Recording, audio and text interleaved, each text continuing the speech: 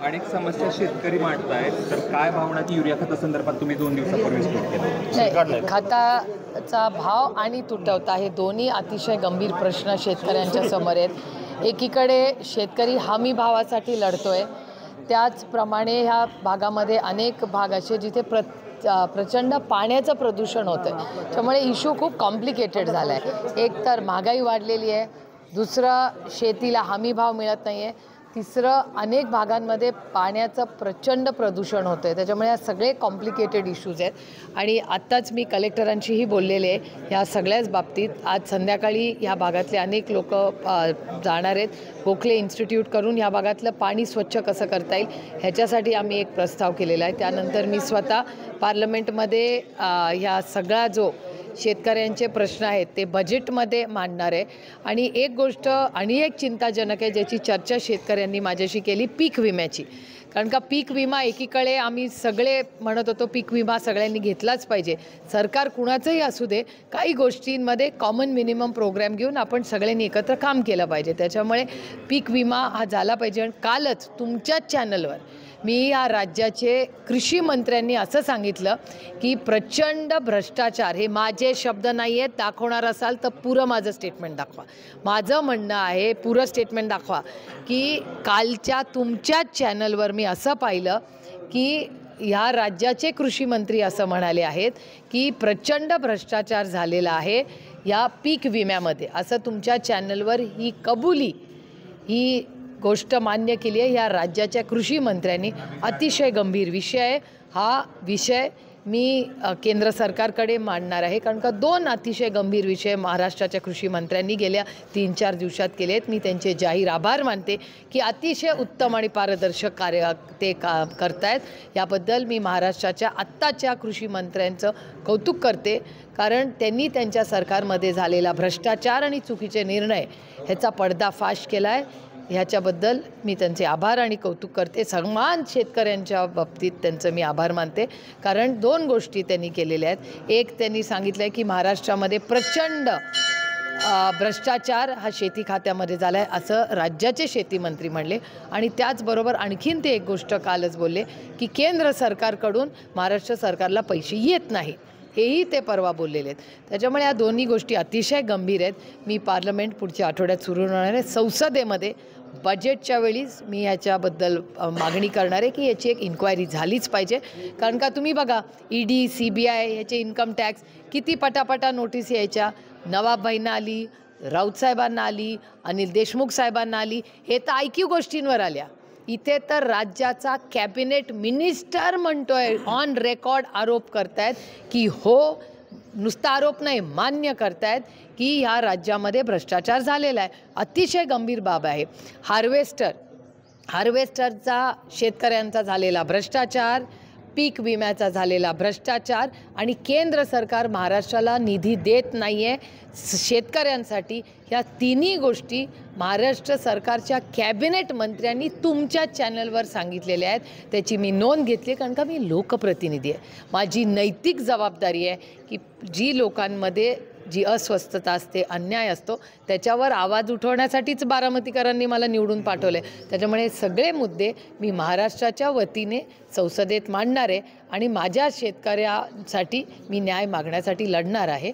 आणि हे सातत्य महाराष्ट्राच्या कृषी मंत्र्यांनी ठेवावं. आम्ही पूर्ण ताकदीने त्यांच्या मागे उभं राहून महाराष्ट्रामध्ये हा बदल आणि हे पूर्णपणे भ्रष्टाचार हद्दपार करण्यासाठी आम्ही त्यांच्याबरोबर आहोत. ईडीनं छळ केल्याप्रकरणी हायकोर्टानं जो आहे 1 लाखाचा दंड जो आहे तो ठोठावला आहे. कसं बघता या सगळ्या प्रकरणाकडे? एका बिल्डरच्या ईडीवरती हे केलं नाही, खरंच एक गोष्ट खूप चिंताजनक आहे. आणि ही माझं स्वतःचं आहे की एजन्सीज कधीच स्वतःहून त्रास देत नाही. त्याच्या मागे कोण एजन्सीजला करावं लागतं ह्याची एक इन्क्वायरी झाली पाहिजे. आणि मला वाटतं हा जो ऑर्डर आलेली आहे त्याच्याबद्दलही आम्ही संसदेत चर्चा मागू, कारण का शेवटी या सगळ्या सेंट्रल एजन्सीज आहेत.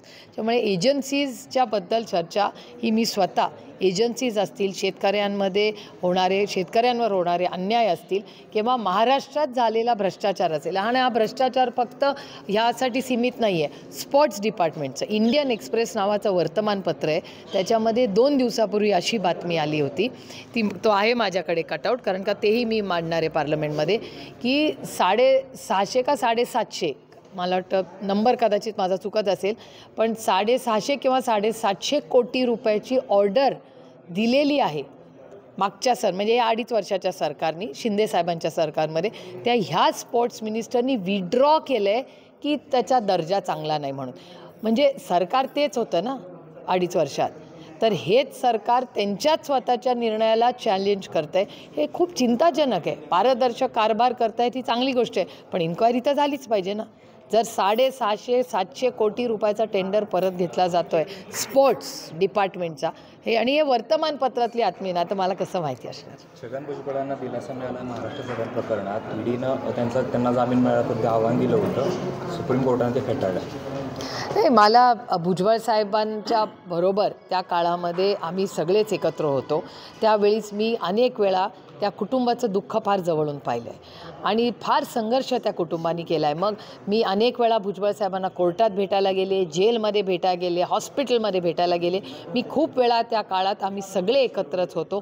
फार दुःख, म्हणजे त्यांच्या लहान लहान नातवंड कशातून गेले ही मी फार जवळून गेले. फार वेदना त्या कुटुंबांनी खूप झेललेल्या आहेत. आज त्यांना दिलासा मिळतो आहे ह्याच्याबद्दल मला त्या कुटुंबातल्या आणि त्या कुटुंबातल्या महिलांबद्दल मला आज खरंच त्यांनी फार सहन केले. मुख्यमंत्री दावोसला गेले 6,25,000 कोटींची करार झाल्याचं जे आहे ते सांगितलं जाते. कसं बघताय? नाही, मी त्याचं स्वागतच करते. महाराष्ट्रात इन्व्हेस्टमेंट येणार असतील तर त्याचं स्वागतच केलं पाहिजे. पण एकच गोष्ट मला त्याच्यातली खटकली, ते जी पण तुमच्याच चॅनलवर मी परत पाहिली, की त्यांचे फोटो सज्जन जिंदाल आणि अमित कल्याणींबरोबर होते. सज्जन जिंदाल माझ्या माहितीप्रमाणे वर्षा बंगल्यावरून 3ऱ्या मिनिटाला राहतात आणि अमित कल्याणी हे पुण्यात राहतात आणि खूप वेळा मुंबईला येतात.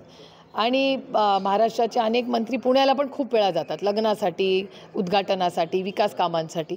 त्यामुळे जर अमित कल्याणी आणि सज्जन जिंदाल यांच्याबरोबर जे अग्रीमेंट झाले त्याचं मी स्वागतच करते. पण ते वर्षा बंगल्यावर पण होऊ शकले असते. त्याला एवढा लाखो करोड खर्च करून दावोसला जायची काय गरज?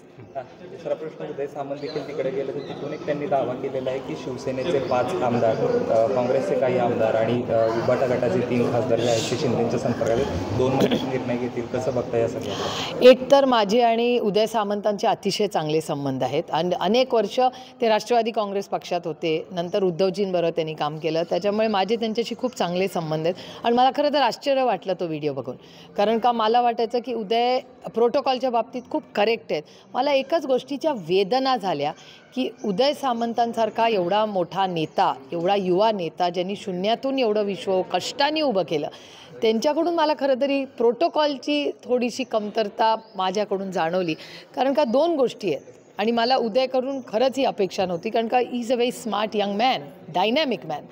आणि त्यांनी काय केलं, 2 गोष्टी मला आश्चर्य वाटल्या की एक तर मॅग्नेटिक महाराष्ट्राचा आणि आमदार खासदार फोडण्याचा काय संबंध, पहिला मुद्दा. एक तर कारण का ते मॅग्नेटिक महाराष्ट्रासाठी दावोसला गेलेत ना, पक्ष फोडायला तर नाही, तिथली काही स्विस कंपनी फुटत नाही आहे कुठली, तिथलं सरकार काय बदलत नाही आहे, ते एक. आणि दुसरं की फॉरेन सॉईल हा नियम आहे या देशाचा, संविधानाप्रमाणे आहे तो प्रोटोकॉल, की जेव्हा आपण परदेशात जातो तेव्हा आम्ही देशाच्या पक्षाच्याबद्दल काही बोलत नाही. मी अनेक वेळा युनायटेड नेशन्सला सरकारच्या वतीने गेलेले आहे. सुषमा स्वराजांचा मोठेपणा होता तो की मी जरी विरोधी पक्षातले असले तरी भारताच्या वतीने मला न्यूयॉर्कला पाठवलं होतं सुषमाताईंनी. तेव्हा जी पक्षात देशाची लाईन ती आमची लाईन, तिथे राजकारण नाही करायचं. त्याच्यामुळे ह्या देशाचा नियम कायदा असा आहे की जेव्हा तुम्ही परदेशात जाता तेव्हा देशाच्या विरोधात किंवा कुठलाही राजकीय विषय आपण मांडायचा नसतो. हा पहिला मुद्दा. आणि दुसरं, दावोसला मागे मॅग्नेटिक महाराष्ट्र असताना एखादा पक्ष फोडणं हे किती योग्य आहे ह्याचा विचार आणि माझ्या खरं तर उदयकडून जास्ती अपेक्षा होते. त्याच्यामुळे मला खरं तर ते डिस्टर्बिंग वाटलं. दुसरं कोणी केलं असतं ना तर मला आश्चर्य वाटलं नसतं, पण उदय सामंतांकडून माझ्या जास्त अपेक्षा होत्या. राधाकृष्ण विखे पाटील काल सोलापूरला होते आणि ते असं म्हटलं की वाळूच्या गाड्यांवर थोडं दुर्लक्ष केलं तरी चालेल. आधी देखील प्रशासनाला सांगितलं. कसं बघता याकडं? खरं तर मोठ्या प्रमाणात वाळू उपसा अनेक भागामध्ये होतो आणि एखादा मंत्री त्या ठिकाणी सांगतो काय नक्की असं म्हणाले ते? मी तर एक ऐकलेलं नाही आहे स्टेटमेंट, त्याच्यामुळे मी बोलणं योग्य होणार नाही. पण जर ते म्हणले असतील तर स्टेटमेंट ऐकून मी नक्कीच त्याच्यावर बोलेन. एक शेवटचा प्रश्न विचारतो. बच्चू कडू असं म्हणतात की लवकरच शरद पवारांचा पक्ष आणि उद्धव ठाकरे भाजपसोबत जातील आणि भाजपची जी गरज होती अजित पवारांची शिंदेची संपलेली आहे. मला नाही माहिती, मी नाही स्टेटमेंट ऐकलं.